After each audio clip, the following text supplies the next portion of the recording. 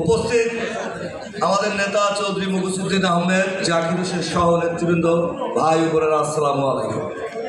আমি প্রথমে ক্ষমা চেয়ে নিচ্ছি, আন্দোলন করা মানুষ দুদিন থাকতে পারে না, কারণ পূর্বে নির্ধারিত মহান আল্লাহর ঘরে ওমরার উদ্দেশ্যে আমি মক্কা মদিনায় থাকার কারণে আপনাদের পাশে থেকে পুরানো অভ্যাস মতো গেট ভাঙতে পারিনি।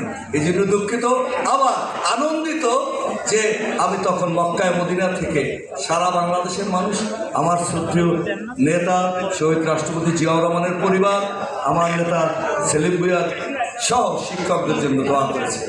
প্রিয় ভাইরা, বক্তৃতা দেওয়ার সময় নয়, তবে একটি কথা খুব কানে বাজছে। জেলা প্রশাসক আমাদের কথা শোনে না, টিওনের কাছে ফিরিয়ে নিয়ে যায়। আমাদের হেডাম না থাকলে মাস্টাররা দাঁড়াতে পারবেন না। ওই কাগজটি টিওনের কাছে যাওয়ার কোনো এখতিয়ার নাই, পরিপত্র কোথাও উল্লেখ নাই।